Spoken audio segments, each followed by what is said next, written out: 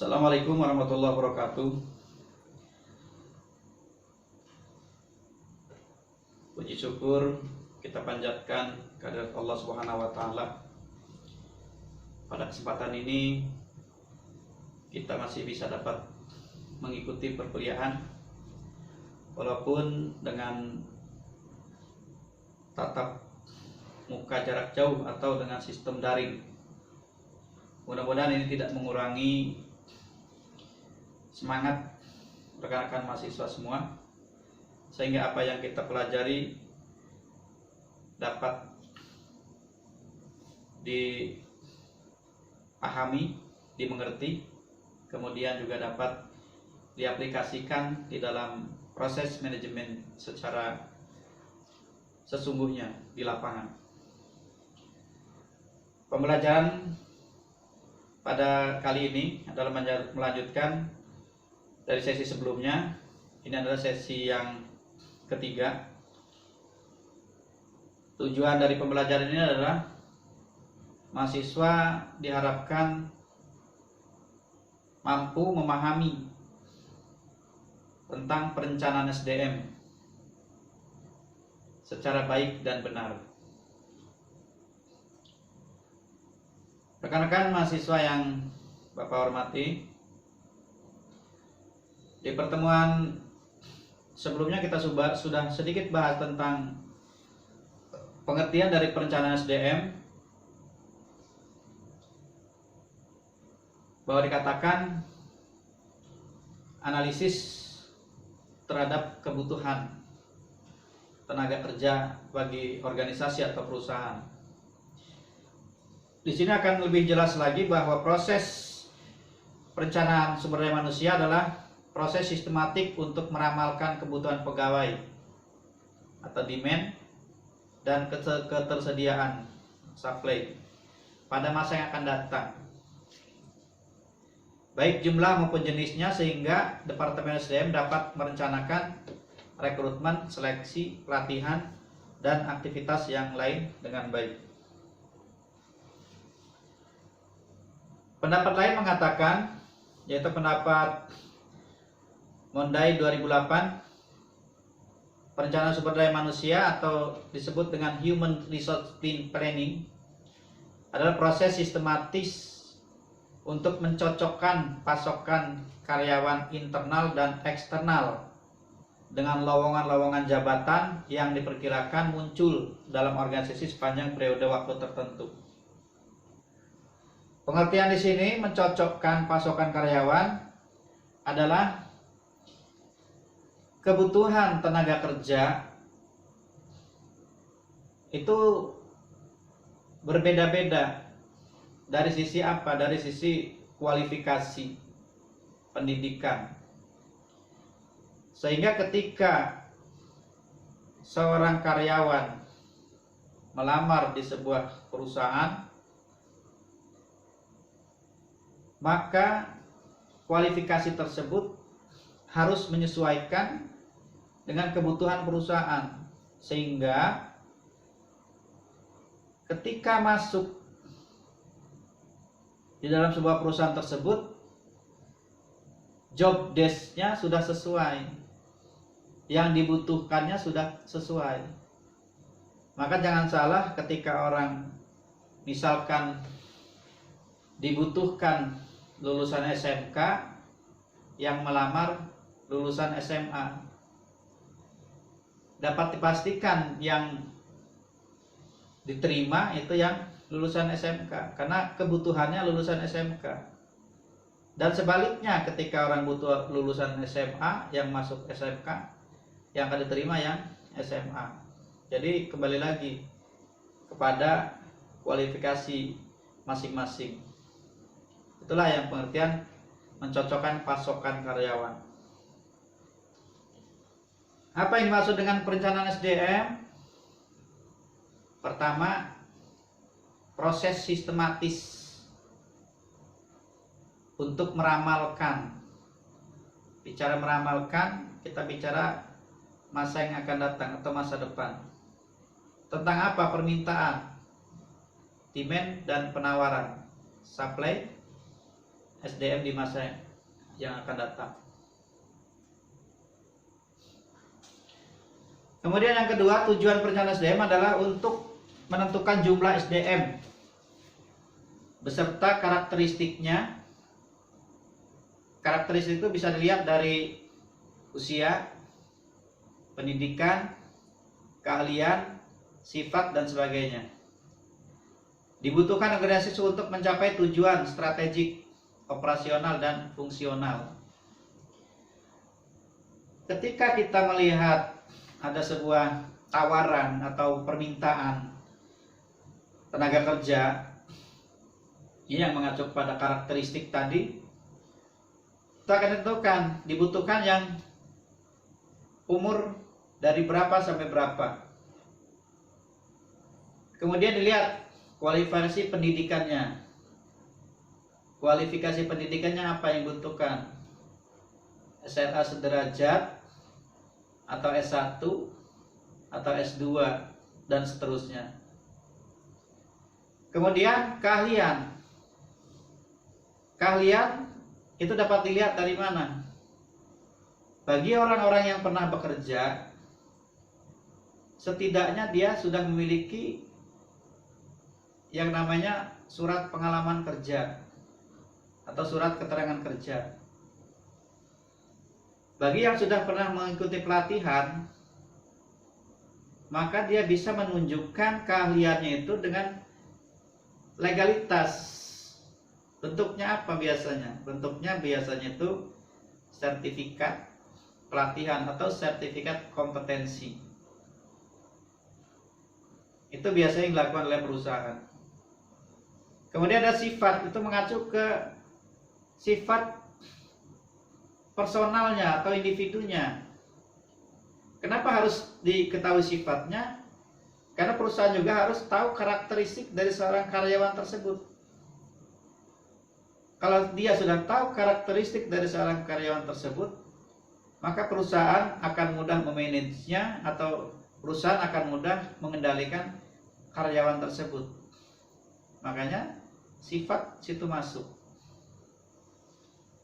Rekan-rekan mahasiswa, di antara tujuan perencanaan SDM ada 4. Pertama, memperbaiki pemanfaatan sumber daya manusia. Kenapa diperbaiki? Terkadang sumber daya manusia di perusahaan itu pemanfaatnya kurang maksimal.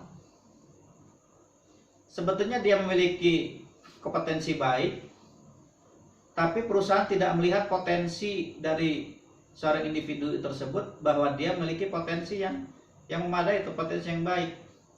Sehingga SDM yang baik tersebut, yang berkualitas tersebut, kadang-kadang pemanfaatnya kurang maksimal.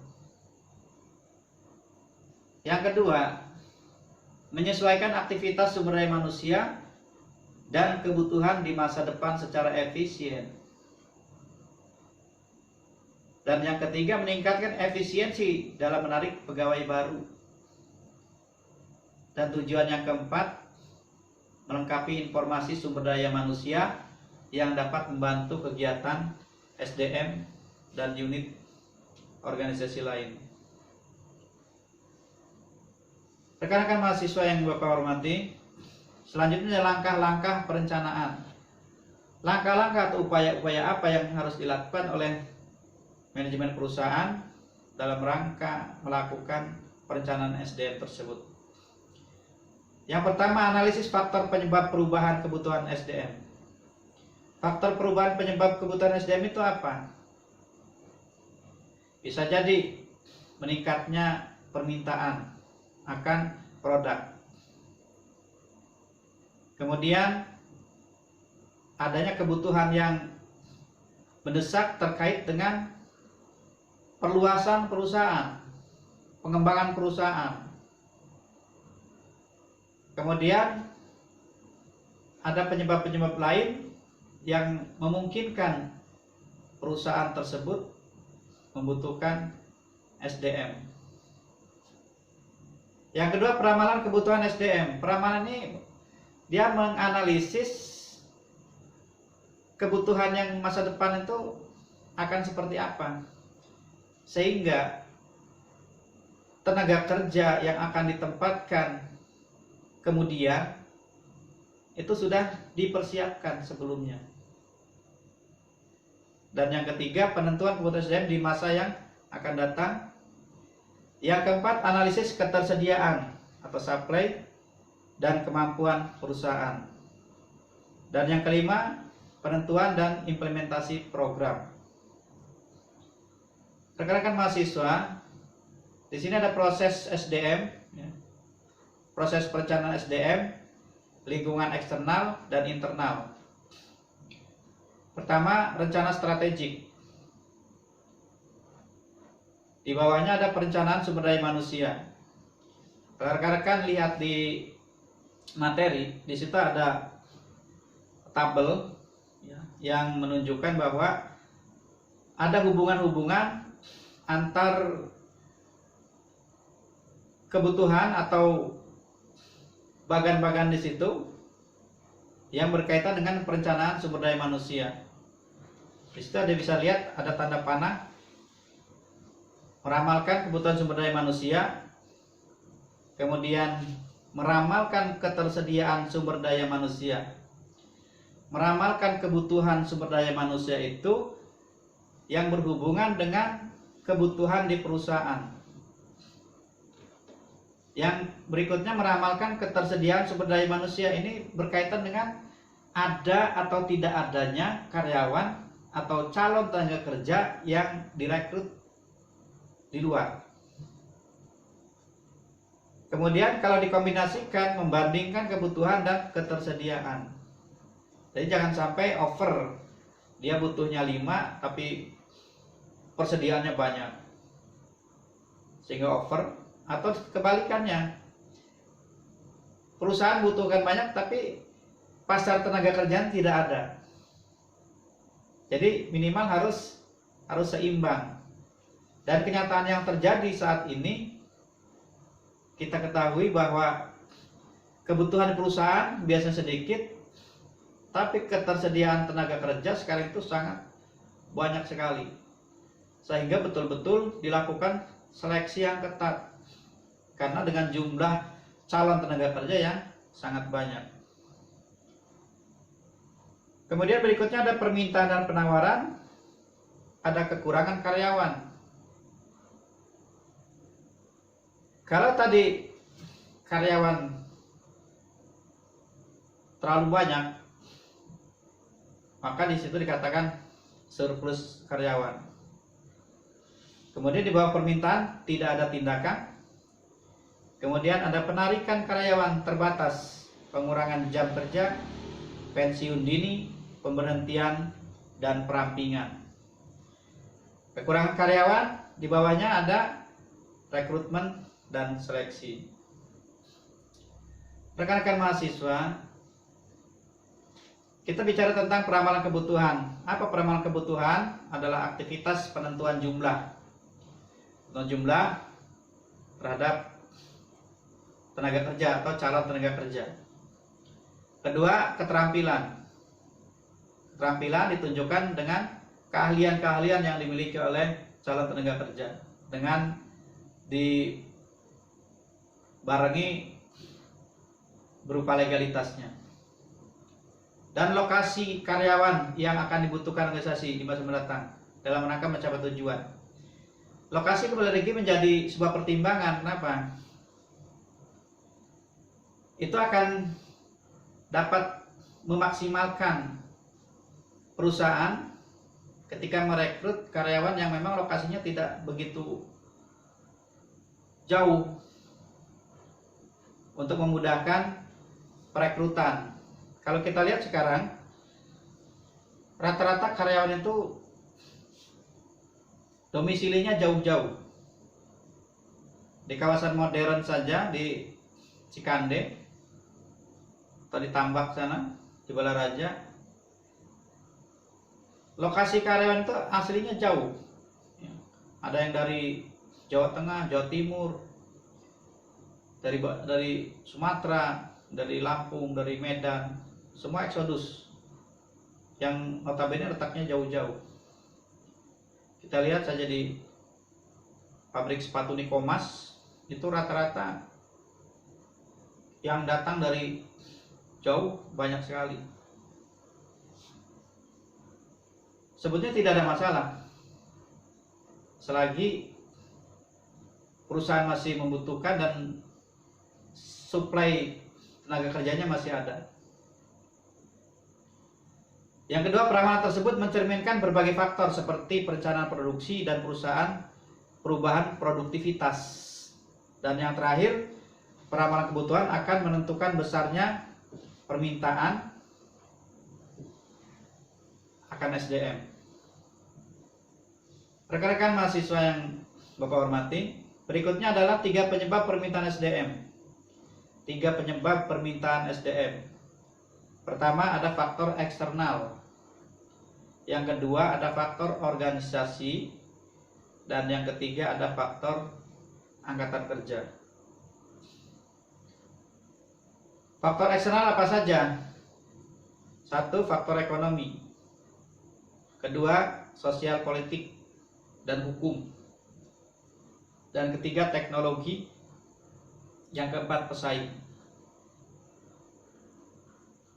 Kemudian faktor organisasi apa saja? Rencana strategik, anggaran, ramalan penjualan dan produksi, perusahaan baru, dan desain organisasi dan jabatan. Kemudian permintaan SDM, faktor angkatan kerjanya apa saja yang menyebabkan banyak perusahaan atau perusahaan membutuhkan tenaga kerja. Pensiun. Ketika orang pensiun, maka ada kekosongan di dalam sebuah perusahaan tersebut, sehingga perusahaan akan butuh pengganti atau regenerasi dari para pekerja yang baru yang masuk. Yang kedua, pengunduran diri juga sama, akan mengakibatkan kekosongan di dalam perusahaan tersebut, sehingga dia membutuhkan tenaga baru yang masuk. Yang ketiga, pemberhentian, sama penjelasannya dengan yang di atas tadi.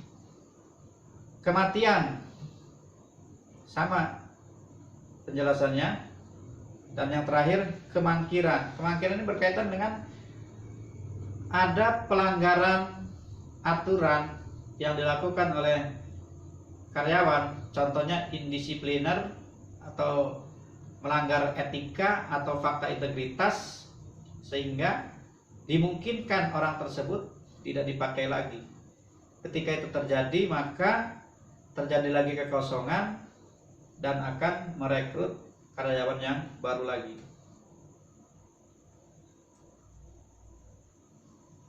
Rekan-rekan mahasiswa yang Bapak hormati, tentang peramalan kebutuhan SDM, ini ada beberapa teknik. Ini bisa dilihat ketika Anda melamar di sebuah perusahaan. Di sana akan dilihat persyaratan-persyaratan atau kualifikasi apa yang dibutuhkan. Tapi bagi rekan-rekan yang belum bekerja, itu bisa dipelajari, dilihat di proses seleksi atau rekrutmen ketika perusahaan itu membutuhkan SDM atau tenaga kerja dari luar. Rekan-rekan mahasiswa yang Bapak hormati, berikutnya ada gambar tentang bagaimana orang tersebut sudah tidak memiliki produktivitas lagi, sehingga dimungkinkan dia akan MPP atau pensiun. Ketika itu terjadi, maka harus siap-siap penggantinya. Contoh di sini ada pemegang jabatan, namanya si Fulan misalkan, usianya 58 tahun.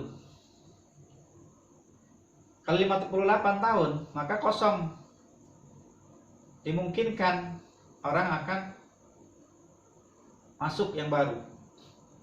Alasannya pensiun, masa kerja 15 tahun.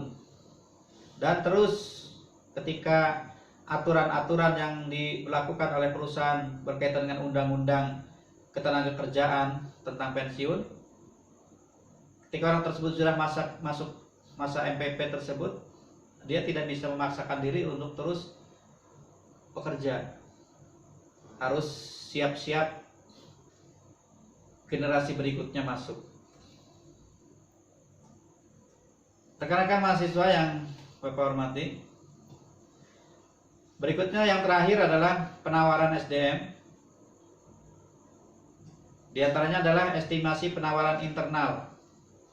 Estimasi kita berkaitan masih dengan perkiraan penawaran. Ada audit SDM, rencana suksesi, dan bagian penggantian.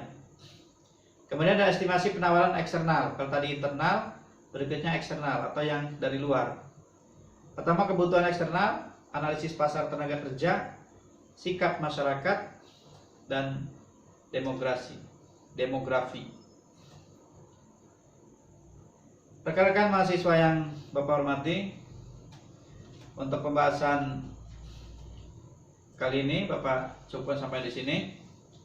Diharapkan mahasiswa bisa memberikan resume atau kesimpulan-kesimpulan atau bentuknya catatan-catatan kecil yang mungkin jika tidak paham bisa ditanyakan langsung.